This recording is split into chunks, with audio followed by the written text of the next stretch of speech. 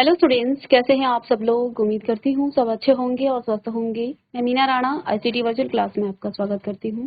Students, हम पढ़ रहे हैं क्लास 11 की मैथ्स और आज बेटा हम यहाँ पर क्लास 11 का रिलेशन एंड फंक्शन का चैप्टर यहाँ पर एक बार क्विक रिविजन करेंगे और नेक्स्ट लेक्चर से हम नया टॉपिक स्टार्ट करेंगे। तो कुछ टॉपिक इसमें छूट गए थे, जैसा आपका ऑर्डर्ड ट्रिपलेट। हमने यहाँ पर आपको कभी आपको किसी तीन सेट्स का कार्टेशियन प्रोडक्ट निकालना हो तो वो ऑर्डर ट्रिपलेट में आते हैं। हमने प्रीवियस लेक्चर में ये आपको करा के भी बताया था, किया था एग्जाम्पल इसका। तो ये आपका एक एग्जाम्पल है, ठीक है। तो आपके पास तीन सेट होंगे ए बी और सी। तो आप क्या करेंगे, पहले ए बी को मल्टीप्लाई करेंगे, दोनों सेट्स के कार्टेशियन प्रोडक्ट निकालेंगे और फिर सी से करेंगे। तो जो आपके एलिमेंट होंगे वो अब आपके ऑर्डर्ड पेयर में नहीं बल्कि ऑर्डर्ड ट्रिपलेट में आएंगे। तो प्रीवियस लेक्चर में आपने ये डिस्कस किया था। फॉर एग्जाम्पल यहाँ पर आप देखिए, find the Cartesian product of C. तो तीन सेट दिए गए हैं ए बी और सी। तो बेटा यहाँ पर ए सेट आपका क्या है 1,2, बी सेट है आपका 3,4 और सी सेट है बेटा आपका सेट बिल्डर फॉर्म में दिया गया है X such that X belongs to N. तो इसको आपने पहले रोस्टर फॉर्म में लिखना है और फिर आप क्या करेंगे, इसको तीनों का कार्टेशियन प्रोडक्ट निकालेंगे। तो देखिए X such that X belongs to N. चलिए इस क्वेश्चन को हम कर लेते हैं। 1,2, 3,4। तो ऑर्डर ट्रिपलेट की हमने बात की थी। सेट है बेटा आपके पास, क्वेश्चन है A is equal to 1,2 and set B is equal to 3,4 and set C बेटा आपको क्या दिया गया है, C such that X belongs to N और X आपका 4 से छोटा है, बड़ा है। चलिए C सेट लिखेंगे, C X such that X belongs to natural number and X जो है बेटा आपका X आपका 4 या 4 से बड़ा और 6 या 6 से छोटा है। तो ये सी सेट की कंडीशन है। जब भी आपको रोस्टर फॉर्म में नहीं दिया गया हो, सेट बिल्डर फॉर्म में दिया गया हो, सबसे पहला काम आपका क्या है कि आप इस सेट को रोस्टर फॉर्म में लिखें। तो सॉल्यूशन आप पर अब लिखेंगे और इसमें आपको क्या निकालना है, फाइंड ए बी एंड सी, ये आपको निकालना है, यानी कि कार्टेशियन प्रोडक्ट निकालना है तीन सेट का। तो ए सेट तो बेटा आपके पास गिवन है 1,2 एंड बी सेट बेटा आपको गिवन है क्या 3,4 और सी सेट आप लिखेंगे, इसको रोस्टर फॉर्म में लिखना है। X such that X N को बिलोंग करता है, नेचुरल नंबर, लेकिन एक्स आपका 4 या 4 से बड़ा है और 6 से छोटा है, 6 के बराबर है। दैट मीन्स कि 4, 5 एंड 6 ये तीन एलिमेंट आपके सी सेट में आ चुके हैं। अब आपको निकालना है a इंटू बी इंटू सी। तो आप क्या करेंगे, a इंटू बी पहले निकाल लेंगे। चलिए बेटा a इंटू बी आप कैसे निकालोगे, 1,2 मल्टीप्लाई करना है आपको 3,4 से। चलिएगा अब कार्टेशियन प्रोडक्ट निकालेंगे। आप ग्राफ के मेथड से निकाल सकते हो। देखो ग्राफ से आप कैसे निकालोगे, ए सेट है, ये आपका बेटा बी सेट है ना। ए में 1, 2 है, इसमें 3 और 4 एलिमेंट हैं। तो आपका 1 के 3 के साथ, 4 के साथ, 2 का 3 के साथ, 4 के साथ, इस तरह से आपका कार्टेशियन प्रोडक्ट निकलेगा। तो a into B is equal to 1,3, 1,4, अब 2 से करेंगे 2,3 और 2,4। तो करली ब्रेसेस के अंदर इस तरह से बंद कर देंगे। तो ये तो आपका a इंटू बी आ गया। अब सी से करना है इसका a इंटू बी इंटू सी। तो यानी ये जो आपके पास सेट है ना 1,3 और 1,4, 2,3, 2,4, इस पूरे सेट को आप मल्टीप्लाई करेंगे किससे, बी सेट से ना, सी सेट से सॉरी, 4, 5, 6 से, ठीक है। तो सबसे पहले आप क्या करेंगे, इस एलिमेंट की 4 से, फिर इस एलिमेंट की 5 से, फिर इस एलिमेंट की आप 6 से करेंगे, और ये प्रोसेस आप हर एलिमेंट के लिए करेंगे, ठीक है ना। तो चलिए इसको हम कर लेते हैं यहाँ पर। तो बेटा यहाँ से देखिएगा, जब इसकी आप 4 से करोगे तो एलिमेंट आपके पास 1, 3, 4 आ जाएगा, ठीक है। फिर 5 के साथ करेंगे कॉमा करके, 1, 3, 5, फिर आपके पास आ जाएगा 1, 3, 6। फिर अब इसकी 1, 4, 4, अगेन 1, 4, 5, ठीक है। अगेन 1, 4, 6, फिर कॉमा 2, 3, 4, ठीक है।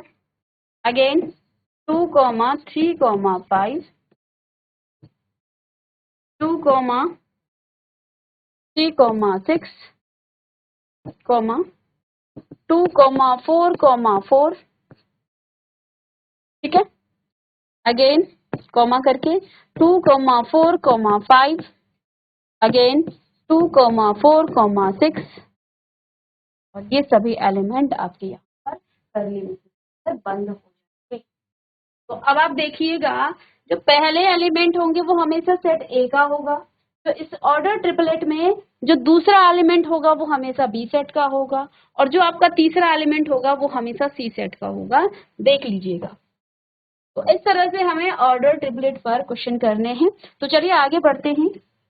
आई होप कि ये समझ में आपको आ गया होगा। तो कुछ थ्योरीज हैं, ये तो आपने कर लिए हैं। चलिए नेक्स्ट टॉपिक हमारे पास, कार्टेशियन प्रोडक्ट के बाद जो आपका नेक्स्ट टॉपिक है वो आपका आता है रिलेशन का। तो देखिए इस टॉपिक में सबसे पहले था कार्टेशियन प्रोडक्ट, और उसमें हमने ordered pair, ordered triplet, number of element in Cartesian product कितने आते हैं, ये सारी चीजें हमने रिवाइज की। और अब है रिलेशन क्या होता है, अब है यहाँ पर रिलेशन क्या होता है। तो बेटा हमने आपको बहुत अच्छे से समझाया था कि रिलेशन बेसिकली होता क्या है। जब भी हम दो सेट के एलिमेंट को क्या करते हैं, कार्टेशियन प्रोडक्ट उनका निकालते हैं, तो जो कार्टेशियन प्रोडक्ट होता है वो टोटल नंबर ऑफ, जितने भी टोटल नंबर ऑफ रिलेशन होते हैं वो कार्टेशियन प्रोडक्ट में आ जाते हैं। तो देखिए यहाँ पर क्या लिखा है कि let A and B be two non empty set, then a relation R from set A to B is a subset of Cartesian product. That means कि R is a subset of A into B. The subset is derived by the describing a relationship between the first element and the second element of the ordered pair in A into B. The relation element, the second element is image of the first element. If A comma B belongs to R, then we return it as A relation B.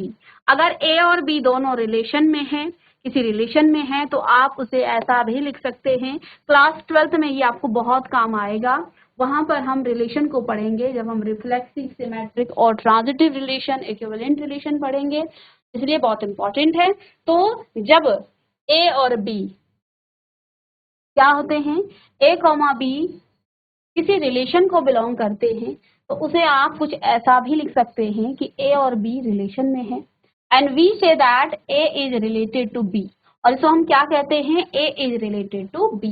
सारी चीजें पढ़ चुके हैं, revision हम कर रहे हैं। अगर A comma B does not belongs to relation R, then we return as A relation B, and we say that A is not, A is not related to B, the relation to B by the relation R. For example, A आपके पास एक element है, एक set है, B आपके पास एक set है, then which of the following are relation from A to B, give an answer.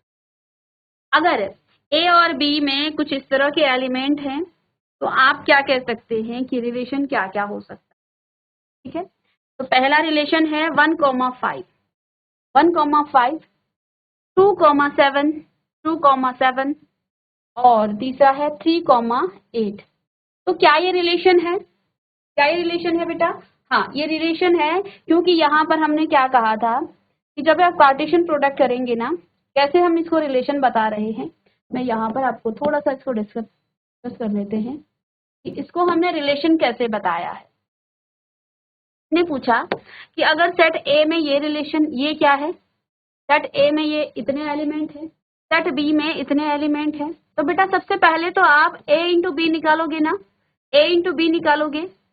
A into B होता क्या है, ए का देखो, इसमें जब आप क्या लिखोगे 1,5 पहला आपका एलिमेंट होगा। चलिए मैं इसको नेक्स्ट पेज में कर लेती हूँ ना, 1 से 4 तक और 5 से 8 तक।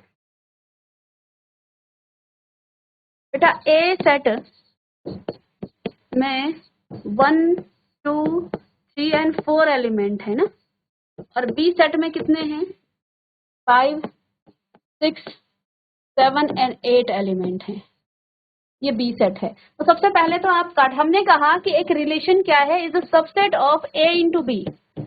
हमने अभी अभी यहाँ पर आपको बताया कि relation is the subset of A into B, यानी कार्टेशियन प्रोडक्ट का ही एक सबसेट होता है रिलेशन। ठीक है, शुरू में ही बता चुके हैं कि तमाम पॉसिबल रिलेशन ही कार्टेशियन प्रोडक्ट है।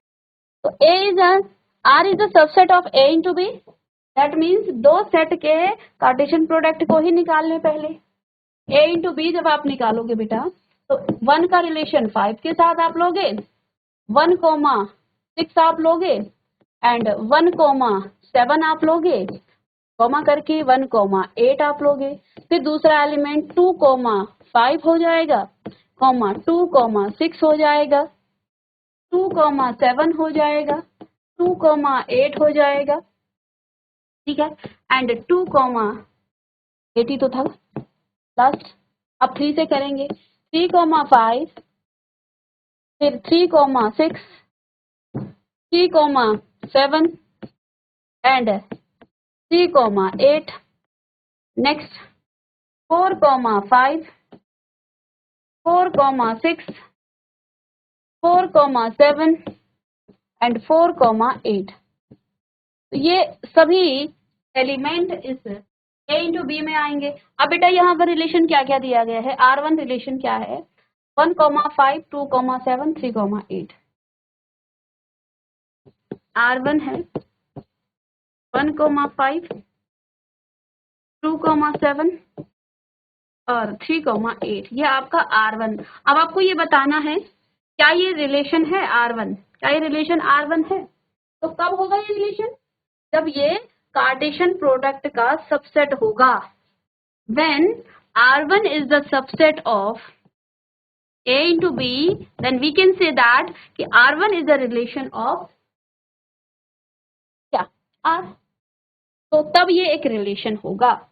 अब आपको क्या देखना है, 1,3 क्या इस A इंटू बी में है। चलिए 1,3 ढूंढिए, क्या 1,3 कहीं है, अच्छा सॉरी 1,5 है, सॉरी बेटा 1,5 आपको दिख रहा है, 1,5 बिल्कुल है।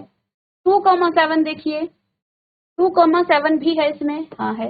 3,8 है, 3,8 भी है। अरे वाह, सभी एलिमेंट तो R1 में है। जितने भी R1 के एलिमेंट हैं वो आपके किस में है, A इंटू बी है में है, यानी कि R1 is the subset of, अब ये प्रॉपर सबसेट होगा, R1 is the subset of A into B. और अगर R1 A इंटू बी का सबसेट है तो ये क्या हो जाएगा, R1 इज अ रिलेशन, ये आपका एक रिलेशन होगा। तो R1 तो रिलेशन है। ठीक है, चलिए नेक्स्ट देखते हैं।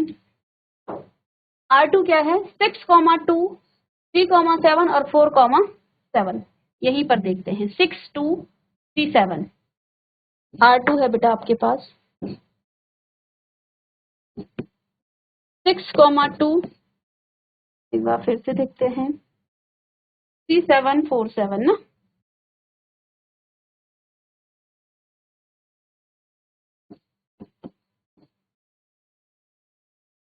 ठीक है, चलिएगा अब हमें ये भी चेक करना है कि क्या ये R2 भी रिलेशन है, R1 तो रिलेशन है, क्या ये R2 भी रिलेशन है।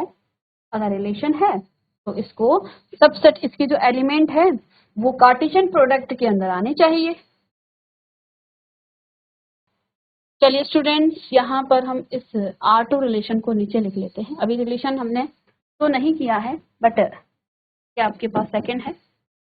क्या ये R2 भी आपका एक रिलेशन होगा?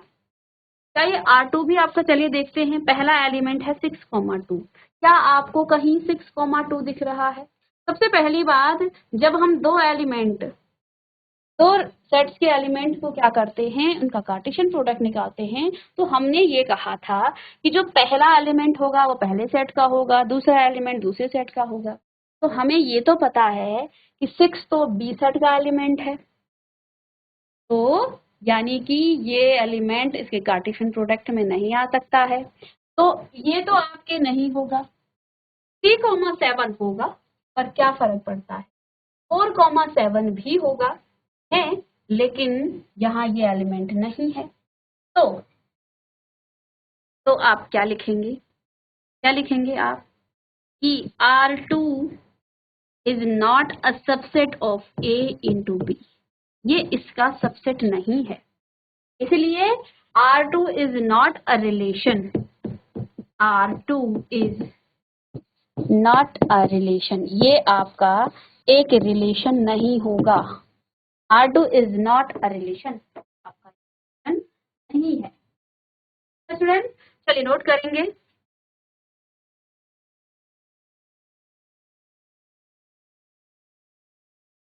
चलिए, तो ये तो रिलेशन का एक क्वेश्चन था, तो ये आपको समझ में आ गया होगा, रिलेशन है। अब रिलेशन को आप कैसे रिप्रेजेंट करते हैं, इसके बारे में थोड़ा सा जान लेते हैं। तो देखिए बेटा, यहाँ पर रिलेशन आपका कुछ इस तरह से होगा। रोस्टर फॉर्म में आप ऐसे लिखते हैं, in this form the relation by the set of all ordered pair belongs to R. ठीक है, तो चलिए सेट बिल्डर फॉर्म में भी आपको,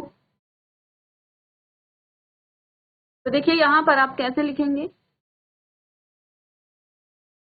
तो आप कोई रिलेशन है, तो रिलेशन का जो रोस्टर फॉर्म होता है, सभी एलिमेंट को आप ऑर्डर्ड पेयर में लिखेंगे, और सेट बिल्डर फॉर्म में आप कुछ इस तरह से लिखेंगे। क्या लिखेंगे आप? हमेशा ही सेट बिल्डर फॉर्म में आप कुछ इस तरह से लिखेंगे कि A comma B such that A को बिलोंग करेगा फर्स्ट सेट को, और बी आपका बी यानी कि सेकंड सेट को बिलोंग करेगा। ये आपका रिप्रेजेंटेशन का मेथड है, तो इस तरह से आप रिप्रेजेंट करेंगे। और डोमेन हो गया, वो डोमेन और रेंज आप कैसे निकालते हैं किसी रिलेशन के। तो देखिए बेटा, डोमेन क्या होता है ये हम जान लेते हैं, और कोडोमेन क्या होता है और रेंज कैसे निकालते हैं। सीधा एग्जांपल से ही समझ लेते हैं। यहाँ पर आपने पहले भी आपको बताया था कि डोमेन, कोडोमेन और रेंज आपको बताना है। ए सेट है, बी सेट है, और एक रिलेशन यहाँ पर दिया गया है। तो सबसे पहले तो आप रिलेशन के एलिमेंट्स को निकाल लेंगे सेट बिल्डर फॉर्म में। ठीक है, डोमेन कैसे निकालते हैं? Set of first element in the ordered pair. मैं पीछे वाले एग्जांपल से ही समझाऊंगी, पहले आप यहाँ पर देखिए। किसी भी रिलेशन का डोमेन क्या होता है? Set of first element in the ordered pair. जो रिलेशन में आपके एलिमेंट आए हैं ना ऑर्डर्ड पेयर के, उन सभी ऑर्डर्ड पेयर के फर्स्ट एलिमेंट ही आपके डोमेन। ठीक है, जैसे यहाँ पर आपके पास 2, 3 और 5 आ गया है। रेंज क्या होती है? सेट ऑफ सेकंड एलिमेंट, और कोडोमेन आपका सेकंड सेट होता है। चलिए मैं यहाँ पर ही आपको बता देती हूँ। जैसे ये आपका क्या था, R1 एक रिलेशन है। R1 बेटा यहाँ पर आपका एक रिलेशन है। हम बात कर रहे हैं डोमेन की, तो हमने क्या कहा, first set of first element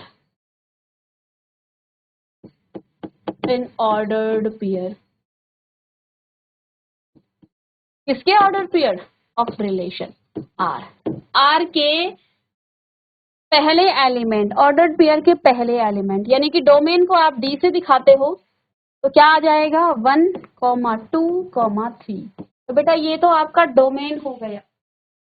ठीक है, इस पर्टिकुलर क्वेश्चन के लिए यहाँ पर डोमेन बता रहे हैं। सेकंड हम रेंज की बात करते हैं, तो रेंज आपके क्या हो जाती है, second element, set of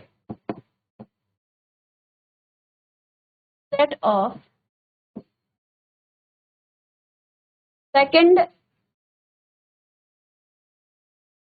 element in ordered pair, ठीक है। तो चलिए इन आर है ना, आर के सेकंड एलिमेंट, तो सेकंड एलिमेंट 5, 7 एंड 8, तो रेंज को आर से डिनोट करते हैं 5, 7 एंड 8, ये इसकी रेंज हो गई है। तो जब भी आपके पास कोई रिलेशन दिया गया हो, सबसे पहले रास्टर फॉर्म में आप इसे लिखिए। रास्टर फॉर्म में आपके पास ऑर्डर्ड पेयर में एलिमेंट आएंगे। ऑर्डर्ड पेयर का जो पहला एलिमेंट होगा वो आपका रेंज होगा, और जो सेकंड एलिमेंट होंगे उनका सेट बनाना है, वो आपका पहला एलिमेंट आपका डोमेन होगा और दूसरा आपका रेंज होगा। और साथ में यहाँ पर जब हम बात करेंगे कोडोमेन की, तो जो पूरा आपका सेकंड सेट है वो आपका कोडोमेन होगा।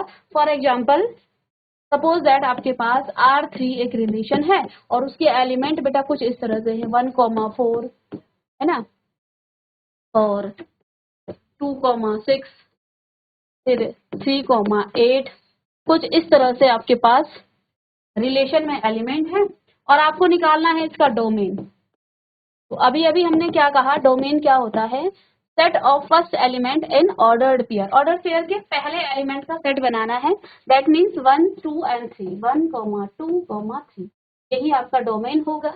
और रेंज क्या होगा, रेंज बेटा आपके पास होगा क्या, जो सेकंड सेट ऑर्डर्ड पेयर के सेकंड एलिमेंट है उनका हमने सेट बनाना है, दैट मीन्स 4, 6 एंड 8, तो 4, 6, 8, ये आपका एक सेट हो जाएगा। और बात करते हैं कोडोमेन की, और इसी पर आपको क्लास 12 में भी पूछा जाता है क्वेश्चन। तो कोडोमेन सेकंड सेट होता है आपके पास, जो भी आपके पास सेकंड सेट है वही आपका कोडोमेन हो जाता है, ठीक है। तो ये था डोमेन, कोडोमेन और रेंज, और ये इंपॉर्टेंट भी है रिलेशन का, और आगे क्लास 12 में भी हम इसको डिस्कस करेंगे, ठीक है। और अब हम मिलते हैं नेक्स्ट लेक्चर में, तब तक के लिए थैंक यू।